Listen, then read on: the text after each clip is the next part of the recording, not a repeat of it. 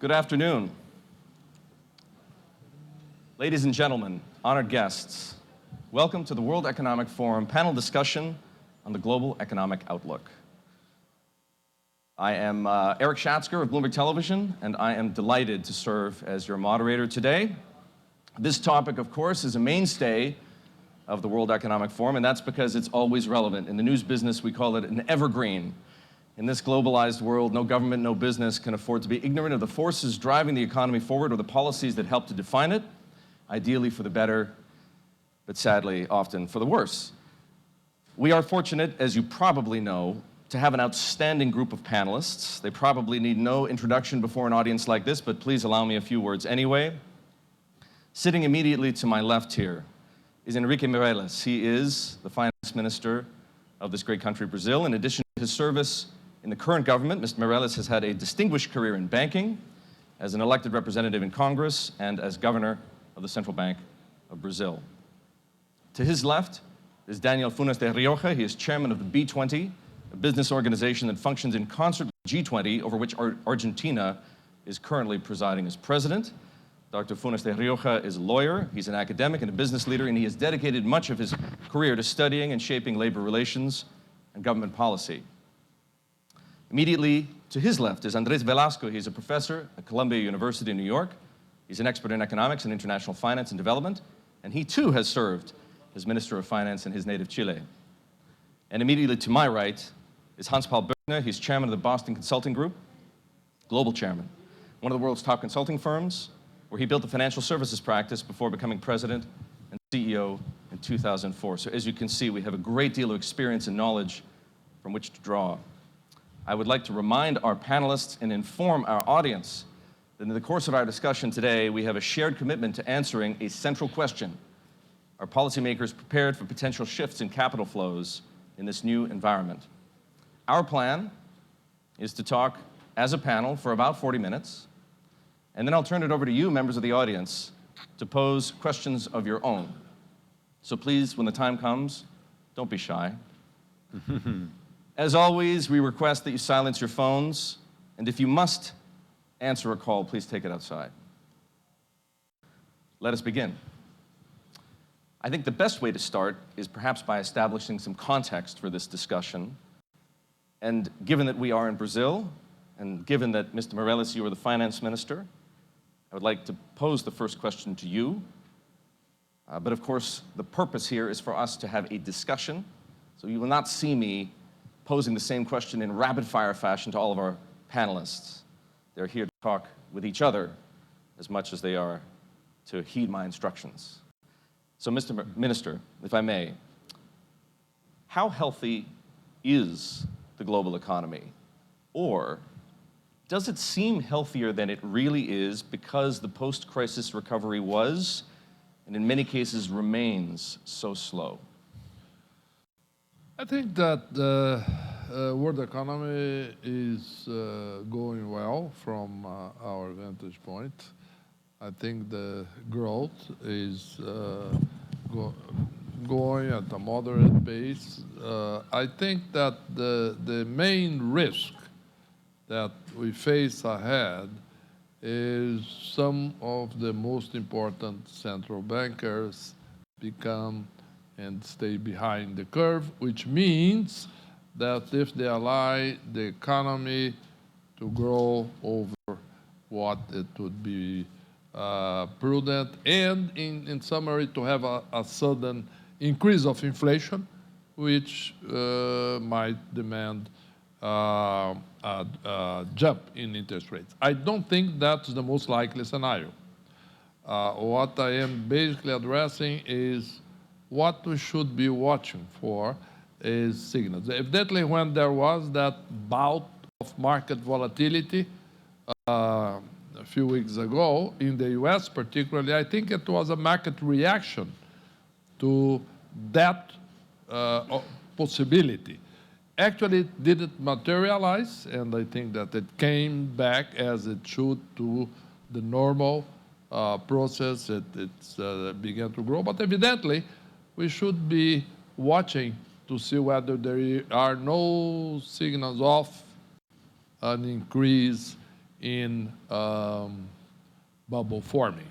I think that that's a short. But other than that, I think evidently it's not too fast. It's not the recovery, as you said, some cases it's slow, which I think is normal.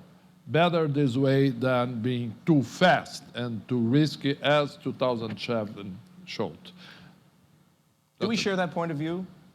That in the minister's words, the global economy is okay, perhaps better than okay, growth is moderate, and that if there is a risk, it's a risk in central banks, a risk that policymakers will respond too aggressively to flickers of inflation? I think the minister is right. Brazil is certainly doing better under his very able stewardship. One thing to emphasize, I think, is that the recovery is global. We've had recoveries in previous years in which we saw one country and one region racing ahead, others lagging behind. This time, pretty much everybody seems to be growing. The world economy is not growing a lot, and you're absolutely right. The recovery from the world financial crisis was very, very slow. So, we economists like to say that it's good or bad compared to what? Compared to the previous years, it looks very, very good indeed. Now, I don't think that the risk of overheating today is the main risk. Yes, there are a couple of countries that are in that situation, but across the board, if you look at Europe, if you look at the US, most measures of inflation seem pretty well put. I worry about sudden losses in confidence. One thing that we learned, if you're from Latin America, we knew this all along. The world, of course, had its big lesson in 2008, 2009. In a world of very volatile capital flows and a lot of liquidity, market sentiment turns on a dime. We saw it a couple of weeks ago, or a couple of months ago by now. In fact, many of you were probably leaving Davos having concluded that the world was a very, very peaceful place the very same day the stock markets in the world began plummeting. So the question, I think, is, do central banks today have the necessary set of tools to deal with that? And when interest rates are very low to begin with, when treasuries find themselves a lot more indebted than they were a decade ago, the toolkit is not as broad. I think that ought to be the kind of thing that should worry us. May I ask a question? Please.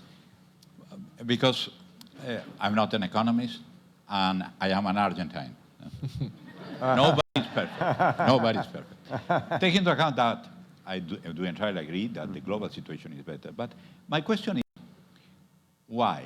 Because after the 2008 crisis, there were public policies that were agreed at G20 level that started to have some effects or to recover confidence or whatever, or it's just a coincidence? Yeah.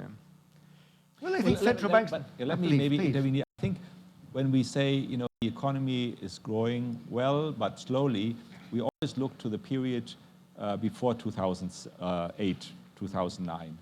And then, of course, everything looks a bit slower. But that was fueled by not just credit, but it was fueled by a lot of fraud and greed. Let's be very clear about this. And we had a lot of instruments were sold which were completely worthless. And eventually somebody said, actually, the emperor is naked.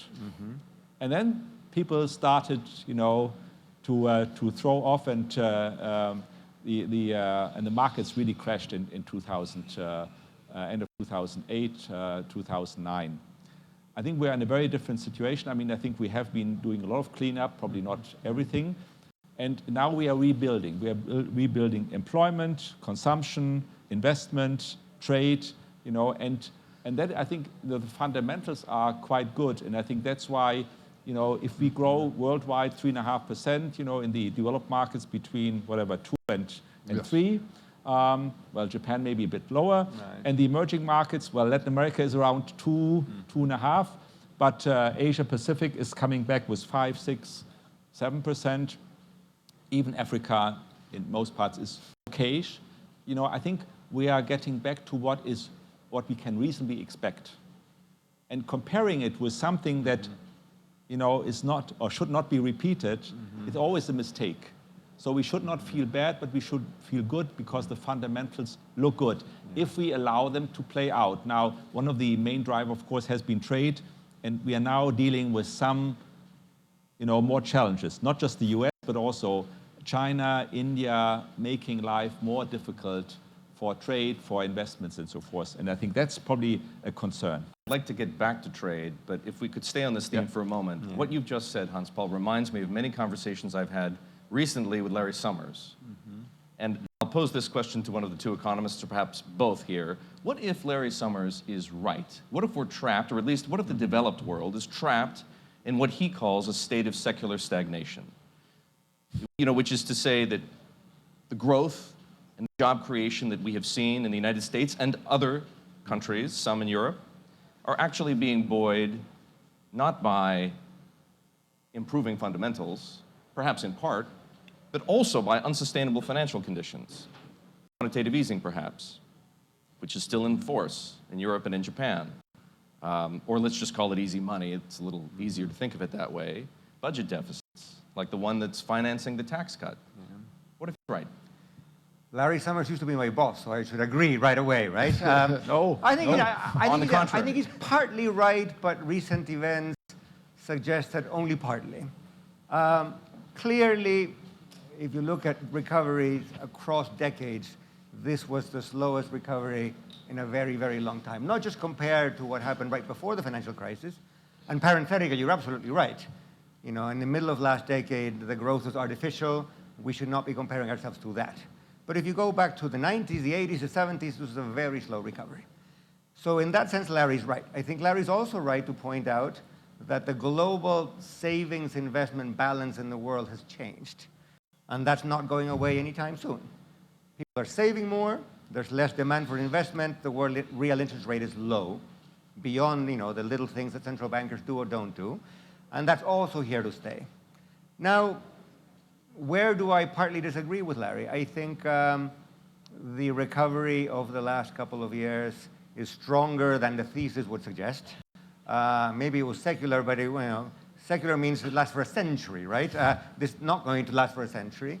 The alternative version, Ken Rogoff's, another Harvard guy, theory that says that it was not entirely secular, but the recovery was very slow because it was a recovery not just from a recession, it was a recovery from a recession plus a financial crisis. And therefore, mending balance sheets, reducing debt, et cetera, takes a long time, and that made the recovery very, very slow. Yeah, let me take the Brazilian example, which Please. I know best. We began to come out of the recession in 2016. Confidence improved substantially. The whole process seemed that looked at the situation, everyone, that the economy would start moving fast. And evidently that took longer than many analysts expected. And why was that? Exactly because we were in the process of companies deleveraging themselves, which was healthy and necessary. And then after that, the economy began to recover. Then we have to look at specific conditions.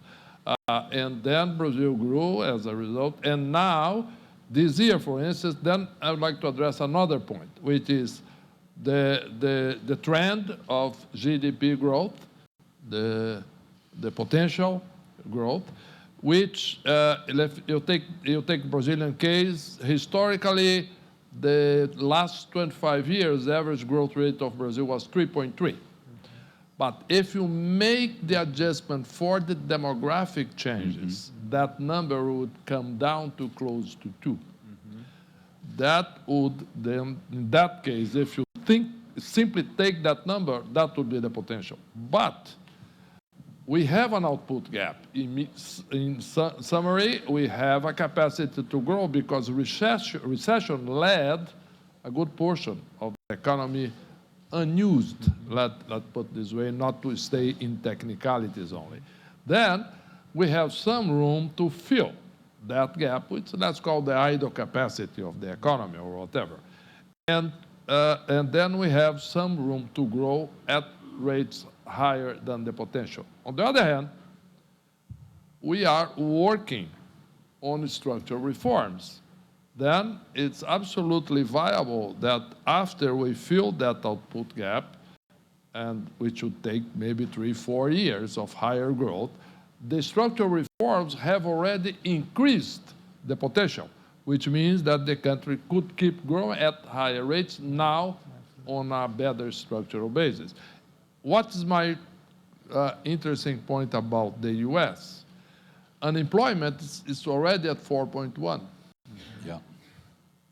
That's intriguing because evidently potential higher increases, higher growth would have to come from productivity increase and better use of labor, because obviously the results of trying, even in the US, to work as a rate of unemployment which is below, let's suppose, the natural rate or what's possible, that led to problems. And I think that that's a very interesting situation.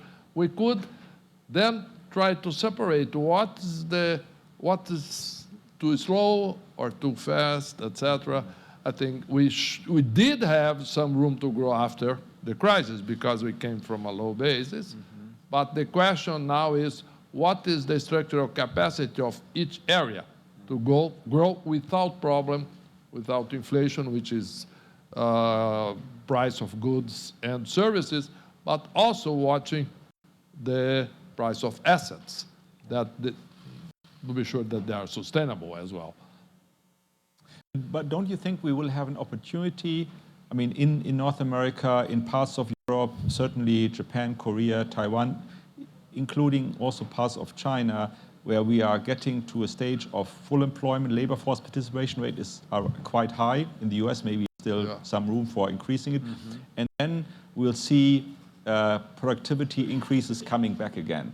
And then we'll also be able to sustain growth rates of 2-3%, maybe even a bit higher. And I think that would be, again, building on what you asked about Larry Summers' hypothesis about secular stagnation, that will then demonstrate actually there are opportunities and productivity will come back. Now, I'm not saying it will happen, but I think I'm hoping that we'll see signs of that going forward, because we are now hitting certain walls, whether it's labor, whether it's capacities, and so forth. I'm hoping too, but I'm not betting on it. I think That's a good point. The economists around the table will have to confess that we have no good theory of what causes productivity spurs. There's an old line from a famous American economist that runs something like this. We see the effects of innovation everywhere except in the productivity numbers. And if you look at productivity across the world, leave Asia aside for a minute. If you look at Latin America, certainly the productivity numbers over the last couple of decades have been dismal. Maybe this new wave of innovation will do it, but the previous waves of innovation did not do it entirely. So let's keep hoping, but I wouldn't put a lot of money on it. One word on fundamentals while I have the floor. It is true that the previous crisis was a crisis of private debt. And today, private balance sheets in many places, Brazil included, look a lot better. What did change, however, is that we now have a lot of public debt around the world. We Latin Americans used to look around the world and we had the big debts, right? And the US and Europe did not. Well, today Brazil has what, 60% of GDP? Yeah. Chile has 20% of GDP. It's Germany has 90% of GDP. No, sorry. Germany has 65. Well, let's be honest. 60. Net, not gross. 65% of public debt. Okay. Again, if you net it, not gross, but still, Japan has 180, Italy is over 100. So we have a change. This debt is not a problem as long as interest rates are very low, right? Because the carrying cost of the debt is not a problem. If central bankers get tough, if the investment savings balance in the world shifts, and therefore real interest rates, not just nominal interest rates, rise, we may have a debt problem again. It's Absolutely. Not around the corner, but it's something to keep an eye on. That's exactly, I think, the point when we look at the main economies, in the sense that with the interest rate so low, evidently the sustainability of the debt is a much more viable proposition.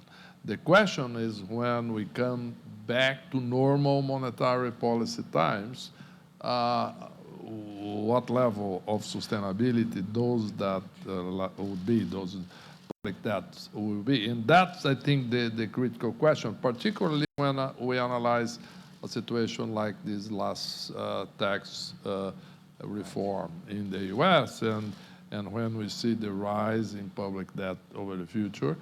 It's interesting, because evidently the dollar is a reserve currency. But the question is, what's the limit? No. And that's the question. You've created a convenient opportunity for me. I'd like to take a poll among our panelists. Starting with you, Minister, how long do you think it will take for us to get back to normal monetary policy times? How many years are we talking about?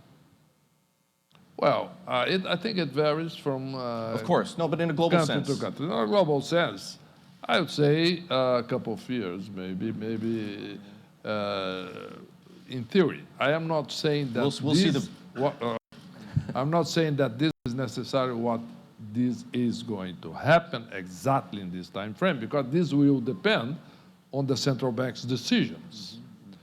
Okay, this is my guess, what normally it seems that should be the time in general. But evidently, that's the point, whether central banks will be on the curve, behind the curve, ahead of the curve, and no one knows that, because if the answer was easy, there would be no problem. Everyone would be right all the time. I think, quite honestly, the economies would have no crisis. The answer will be very different. I mean, in Japan, we'll see zero interest rates for a long, long time. Yeah. We Mr. had Kuroda beforehand. is already talking about, Sorry? Mr. Kuroda is already talking about normalization now. No. So Could take- normalization for Japan means 0%. No, I mean, okay. In Europe, I think we probably will see, we have another 5, 6, 7 years. When you mean couple, you mean several, or you mean two? I mean, so in Europe, exactly for what you said, Andrés, I think, neither Italy nor Greece nor many other countries could afford to pay 5, 6, 7%, interest rates on their debt, because that would really mean, their debt to GDP ratios would go through the roof. And then suddenly we have another crisis because people start losing confidence. That's why the central bank, the European Central Bank, will have to keep interest rates very low. I mean, maybe they move up to 1% or maybe 1.5%, but I think not much more. The US could be a bit different, but I would say it will take quite a while to get back to what we call normal, and I'm sure people have very different ideas about what normal is. Yeah, I think. So on balance, a couple here, long time. I mean, No, but Hans Paul is absolutely right. We have to get Clintonian here, to quibble about what we mean by normalization. First, across the world, right? The US faster, Europe much slower, Japan even slower than Europe. But let me be a boring economist for 30 seconds. One thing is a nominal interest rate, one thing is a real interest rate. If normal means strongly positive real interest rates, that ain't going to happen anytime soon. In the developed world, of course, Brazil, different cup of tea. But strongly positive real interest rates, I don't think is in the cards anytime in the next 3 or 4 years. And maybe longer. Yeah, that's exactly the point, what I'm saying. When I say normal, we say normal monetary policy times, we are not talking about the same for everyone. Right. Okay. That's the point. We are talking about normal times for a specific country and for characteristics and conditions of that specific country, which varies a lot. For instance, the case of Japan is a tremendous example. The propensity for savings of the Japanese society, but a variety of conditions of that country makes for a very low interest rate normally. We had that in the 90s, we had that after that. It's not something which was brought about the crisis. That was the case for a long time, and that's something, in that case, is specific to Japan. That's my point. We have to come to normal times for every country, what is that? If the country has already reaching the level of natural rate of employment, growing at potential, etc. We are at equilibrium, which could vary. For instance, when first time I joined the government in Brazil, the central bank, the real interest rate over inflation, positive, was 14%. Now it's 3%. I don't think it will go back to that level ever in Brazil, I hope. But what I'm saying is that the equilibrium rate or the neutral rate for Brazil, for instance, is falling. And the challenge here is exactly, in the case of Brazil now, I think for every country, but in the case of Brazil, it's exactly for the central banks to determine what that rate is and balance it. Well, but besides that, you mentioned before the structural reforms. Yeah. Certainly, in the case of the region, the Latin American region, we have a list, a shopping list, the structural reforms that are the labor market. You did mention the question of productivity. Mm-hmm. Certainly, in the past 20 years, I agree. But nowadays, with this technological revolution, I think it will impact the level of productivity, for sure. But also, you need to have retirement system reforms, labor reforms that couldn't be avoided, because if not, you are going at different paces. Mm-hmm. This raises a question for me that I think you may be able to help answer. When we're talking about the economy, the macroeconomy, we always turn our attention to government actors because they pull the biggest levers. Yes. But business plays a role as well. Mm-hmm. And in the post-crisis period, one word that has entrenched itself in the economic lexicon is sustainability. Mm-hmm. There's a growing recognition that hiring and investment aren't enough on their own. We hear a lot about this lately from Larry Fink, who runs the world's largest asset management company, BlackRock. He wrote a whole letter about it, in fact, 2 years in a row, all of the companies in which BlackRock has an investment. So here is the question: is business answering the challenge of sustainable growth? Well, I think that we are going at different speeds. There is a part of the society, the business society, that immediately react and can enter. But what is the main characteristic? Middle and small enterprises are more conservative, are more reluctant. You need to try to push them in order to start the process, because our countries are not possible to have just the M&Es and the big companies running and the others absolutely aside, because at the end of the day, they create jobs, more jobs. Certainly, the gross national product is in one side, but employment and normal life is in the other side. How do you, is possible to join these efforts? I think that is an action. First, confidence in the political leaders, because if there is no confidence in the political leader, doesn't exist. And certainly, in Latin America, we are coming from many years of populism, demagogics. It's much more easy to believe in the state than in the private sector. First. Second, it's easy, and certainly subsidies are better than salaries.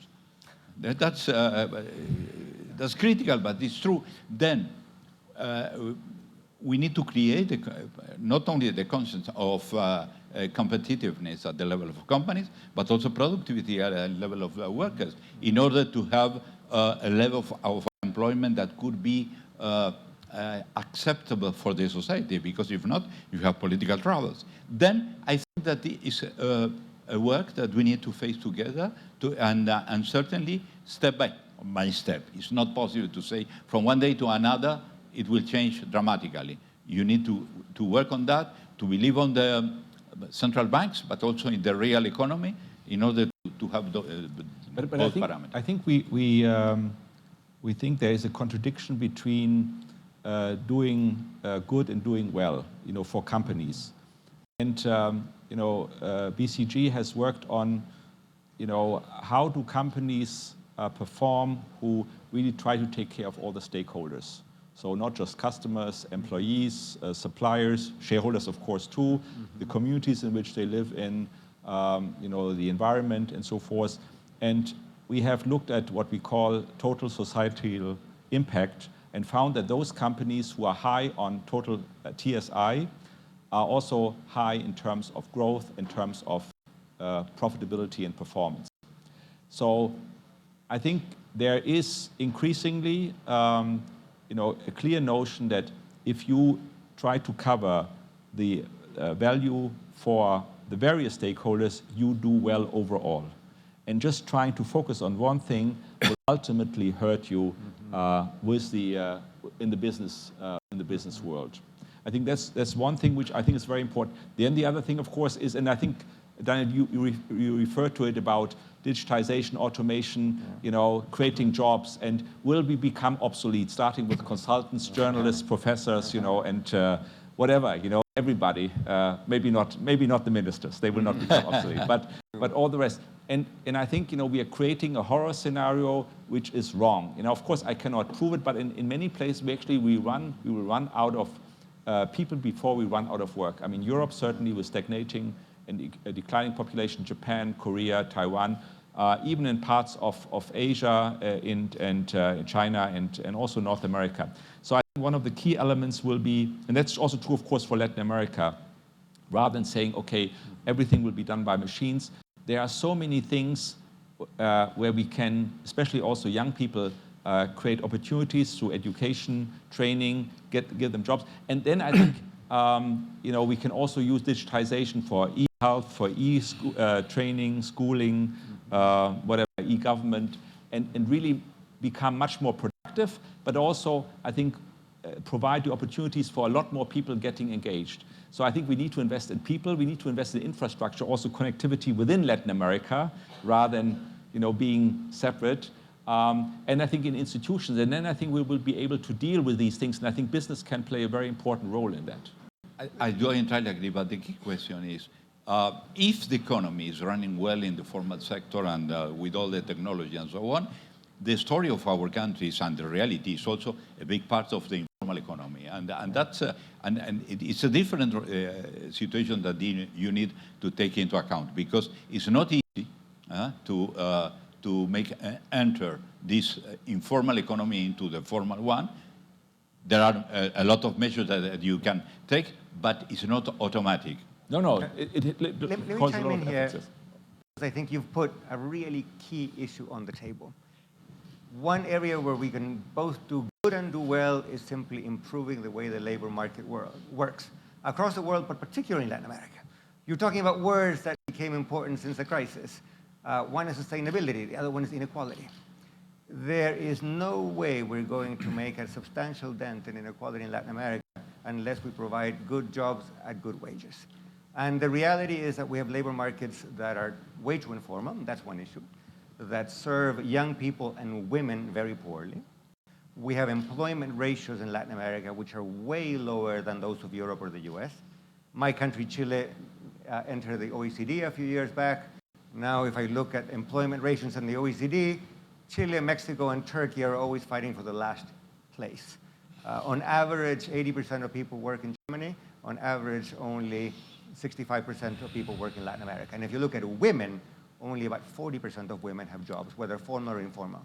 That means that that's behind poverty, but it's also behind inequality, because there's nothing that is more sure to leave you at the very bottom of the inequality pile than a family where the husband is absent, where the woman has to make ends meet, and the woman does not have a job.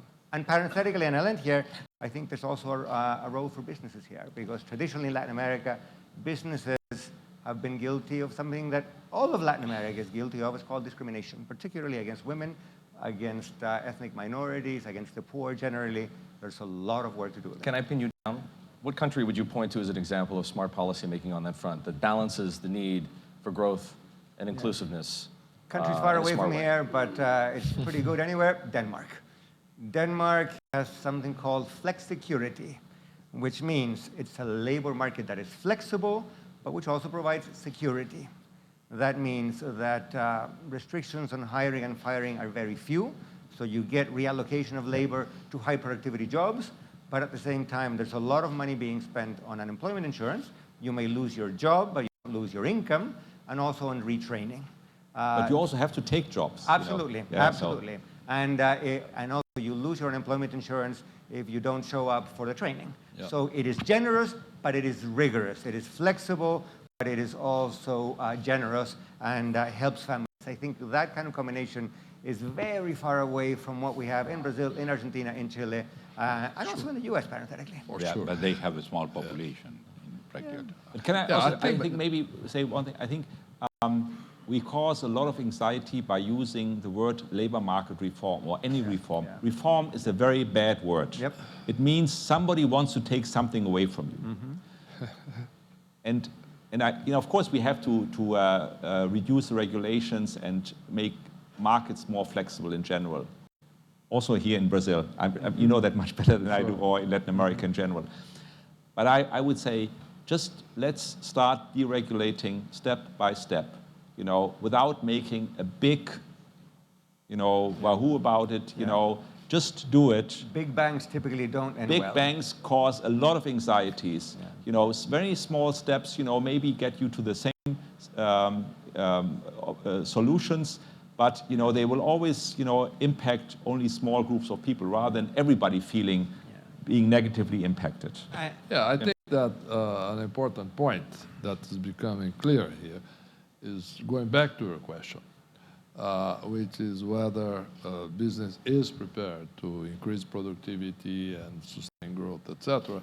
I think the key questions, and when we use some examples of Latin America on one hand, Denmark on the other hand, is the interaction between, evidently, business and the macro framework. What I'm saying that evidently business works within some framework. And what influences that is several things. For instance, the question of discrimination, as it was mentioned by Andrés. Some other cultural issues. The level of education, it's another very important and basic element. So if you take a country like South Korea, for instance, the important and most dramatic change which did take place in South Korea was the increase in the quality of education and the number of people well trained. That was the main driver. Evidently, business took advantage of that. But again, that was a very important macro element. The question of labor laws, for instance. In Brazil, it was the case until, let's say, 2 years ago or even less, that the same company working in Brazil and working in some of these other countries which have, let's call, a more advanced labor legislation, the number of litigations here was 10, 20, 30 times higher. Now, we not use the word reform, but Adaptation. with the improvement of the labor legislation, let's say, that is enabling several companies to work better, to decrease the number of litigations, and to empower employers and employees over the court ruling. In summary, this is the kind of thing which can change the business environment and creating a different approach to the way managers and corporations react to within that environment. And let me underline one thing that Hans Paul said that is very, very true. True in Europe, but also true in this part of the world. Labor market reform, phrased that way, is something that is typically viewed as politically unviable, some crazy right-wing thing that is going to take your job away from you. It need not be that way. First of all, because you don't have to do everything at once. But secondly, and more importantly, because if you do this right, this is good for poverty, good for inequality, even good for unions if you do it right. Because unions get to negotiate on a much broader range of things, not simply on wages. And as a result, the trend toward de-unionization that you see in many countries could be reversed. So, to put it differently, we haven't done these changes not because you couldn't get 20 economists in a room to agree on them. Many people would. It's simply because they're politically very difficult. But I think the politics of it has been done wrong. There's a better way. Since you brought it up, let me ask you, how, and let's contextualize it by talking about this part of the world at the very least. How do we improve the representation of women in the workforce? And not just in the workforce, but at the leadership level. seems here in the Southern Cone so paradoxical, given that women have played such a successful role in politics, right? Argentina, Brazil, Chile have all had female presidents. Absolutely. And yet, I'm sure you can't, because I can't. Can you name a large company in this part of the world that's owned by a woman?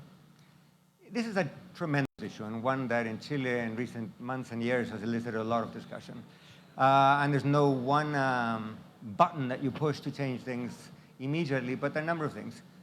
The first one, the softer one, simply information. If you publicize information on the composition of boards, both in private and public companies, that brings a lot of shame onto a lot of companies very quickly. Transparency, in other words. Transparency. In Chile, we began doing that, and suddenly, things began to change. In the realm of politics, I know this is controversial, but I'm for it. At least for a transition period, you need quotas. In Chile, we had the first election ever in which parties had to put forward candidates that were at least 40% women, and it made an impact. May not be there forever, but at least for a transition to redress past wrongs, you have to do it. And in terms of private employment, we don't have to reinvent the rule.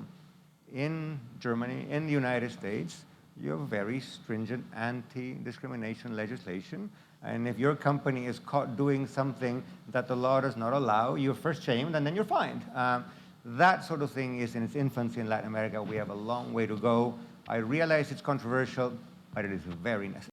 But I would also add, I think one of the key elements is making sure that we do invest, and you have already said it before, in education and in training. And we also deplore, and I heard that this morning over breakfast, there are not enough good skilled people in Brazil, in Latin America.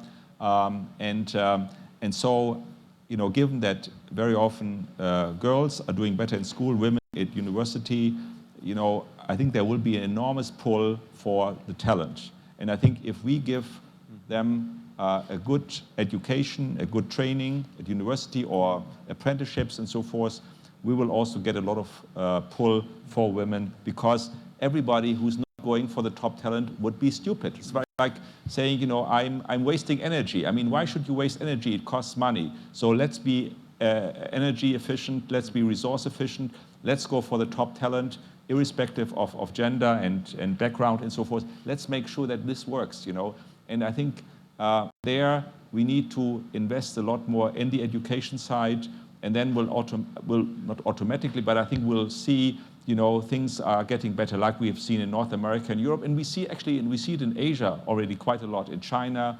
in Japan is starting also, but also Southeast Asia, we see a lot more women, and slowly also in India. Daniel. Yeah, first I want to clarify something that is very important. We have all the international instruments in order to avoid discrimination. Legally, excellent framework. Reality, far from there. First, cultural reasons in some regions are not reluctant, and during 35 years I was leading at the ILO, the employers group. We went to some regions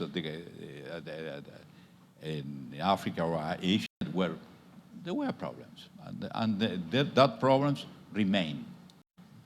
Certainly, education is the way to transform it, but it's a long process.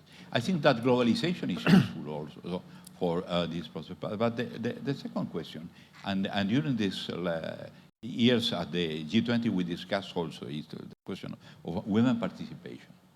Let me tell you that for the first time this year, we will have at the B20 26% of women participation. In Germany it was 14, okay, they say. But making a lot of pressure in order to make understand the women that need to participate.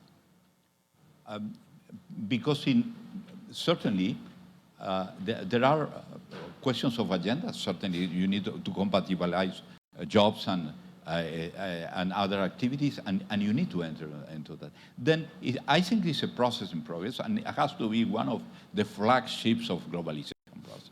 We cannot accept in a global world that remains such type of discrimination that remain in place in many places.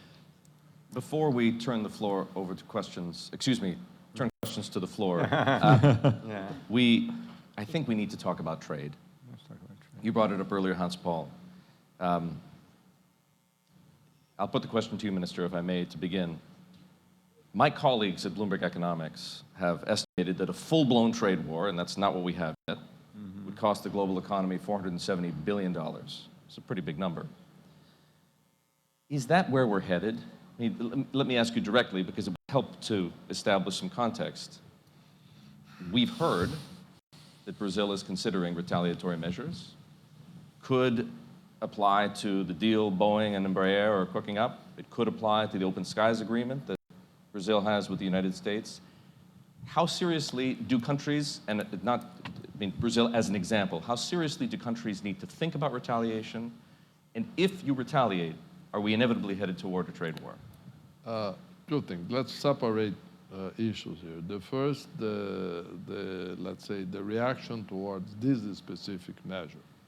The aluminum and steel tariffs. Yeah, aluminum and steel. Evidently, that's negative. I think, for starters, for American industry, because it becomes costlier, the imports of steel and aluminum from most of the countries, and for American consumers, and evidently for exporters as well. Then, let's say, globally, the productivity level falls down somewhat.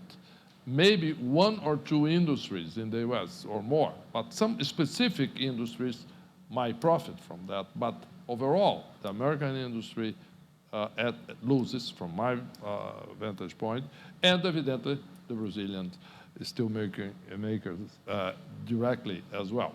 And having said that, in terms of what's the reaction, evidently we are thinking about talking to World Trade Organization and moving or not to it, depending on how other countries would decide to do, whether they would be prepared to act together, this kind of thing. And at the same time, the administration, American administration, is talking about negotiations. And the question is, what are the negotiations they are talking about? And what do they want to negotiate?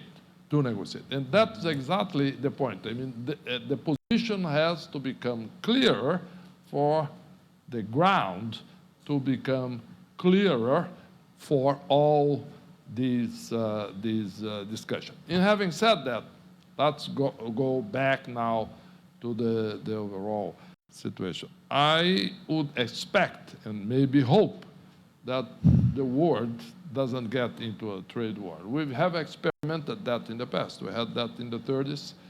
It was a very bad result. And we have a very extensive experience with that in Brazil. We have had a protected economy. We had some of the highest tariffs in the world for several products during a long time. Actually, Latin America now has higher tariffs than many of other regions. I'm not talking about Chile specifically, but necessarily that's the case. And in the case of Brazil, for sure. And that was the case for a long time. And that was not necessarily good for Brazil, the fact that the economy was closed. Now, we are exactly on the opposite way. We are beginning, now actually not beginning, we are already on negotiation, discussion, very advanced with the European Union for an open trade agreement. We are already talking to the UK about a future trade agreement after Brexit, and et cetera, et cetera, et cetera. In summary, I think that's the way to go. So not to retaliate. We are not discussing exactly what to do now, but I don't think that that's necessarily is the best route. What we should do, only to make things very clear, is exactly when the American administration talks about negotiating on what? It's actually their call in terms of what do they want to negotiate. And if they want to negotiate, let's sit and talk and negotiate. How about one more word on trade, and then let's get some Can I questions. say, I think we all would agree that we should avoid trade wars question. I think that we all suffer. I think the minister made it very clear that the import substitution policy in Latin America and Brazil in particular for many, many years, even decades, has not made things better. I'm afraid, for a while I also disregarded what President Trump has been saying, but I'm afraid that he thinks in very simple terms, and that is, I win, you lose. And I don't think through the implications and so forth. And okay, now if you retaliate, I will start with the next group of category of products. And even if you don't retaliate, if you want to negotiate, I don't give you anything. But I still impose, go the next step, whether it's cars, that would hurt, Japan, Germany, of course, and other countries, Mexico, certainly. Then I blow up NAFTA because in the end I'm not satisfied. I just want to put pressure on you. And so I'm just, using my baseball stick and hitting and hitting and hitting, no matter what the implications are. I think that's the real danger. We're not dealing with somebody as thoughtful as you, No, so I mean, and who then says, okay, let's negotiate and find something where we all get to a solution which we can all live with. The bottom line, only to finalize a very important issue. The bottom line, I think, what I think definitely it's going to happen now, from our vantage point here, is that I think there is a much stronger now motivation and conditions to really advance on trade negotiations with Europe and other regions of the world. As a result of that, that's the point. That's, I think, at the end of the day, that's the bottom line. Could be positive. Which would be positive. The negative could be positive. No, I think that's absolutely right. Parenthetically, we had such a nice time for half an hour not mentioning Donald Trump. I was really going to say, it took us 49 minutes before his Two name was thoughts. mentioned. Your question is really not a question about retaliation. Your question is a question about what will Donald Trump do next. Because steel and aluminum are something like 2% of world trade. So if he stops there, no war. If he goes further, retaliation will happen. Now, could I pretend to forecast what a completely irrational man could do next? No, I'm not in that business. Who knows? But secondly, I think Henrique made a really good point. Last week in Santiago, 11 countries signed the TPP, the Asia-Pacific Agreement, in the absence of the United States. When Trump pulled out, people thought, oh, it's not going to happen. Well, the New Zealanders and others took leadership there, and there it is. In Latin America, the Pacific Alliance, including Mexico, Colombia, Peru, and Chile, is getting very stronger. We would love to converge with Brazil and Argentina and Mercosur. And let's be even more ambitious. Back in, 91, George Bush Sr. proposed a free trade area of the Americas.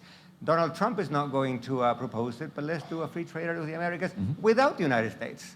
How's that for bow thinking? That's the point. That's exactly the point. I think it's important that we at least get one or two questions. We started a little bit late. I'm looking at the boss. Do we have time for one?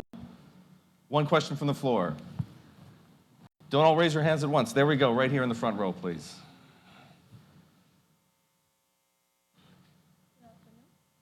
And if you don't mind, please identify yourselves so that... My name is Andrea. No, you need to. I am from Bolivia. And I'm just wondering why a group of men are talking about women problems. Why you are not invited a woman to talk about women problems? I can help to answer that question. That is, by the way, that is an excellent question, Absolutely. and I can answer it two ways. Speaking on behalf of the World Economic Forum, and I am familiar with the efforts that were made, great efforts were undertaken to try and bring at least one, if not more, female panelists to this stage. Regrettably, they didn't pay off. And I hope that in the future, the opportunity to talk about it in this way will inspire more women to say yes to that invitation and to join conversations like this. So it wasn't an oversight, let me put it. And secondly, I would say, it's a fair question, but, and it's not really a but, if, and I hope I speak for all of us here, women and men have to solve that problem, yes. right? If women alone can't solve the problem, men have to solve the problem on behalf of women as well. It would be much better if we did it together.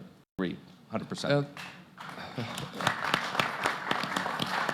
And I would also add that evidently there's the kind of discrimination that still there is against women. It's a very serious one because obvious reasons. But in addition to that, we have also to talk about other kind of discrimination which do exist. But the fact that we are talking, I think, here about that is better than if there were no talk because there is no women here. That's the point. I think that's the critical, most important point, but you are right. Next time you should have one. Even there is an international campaign, he for she. That's the answer. And with that, I'm afraid, ladies and gentlemen, we have run out of time. Please join me in thanking our distinguished panelists for their contributions.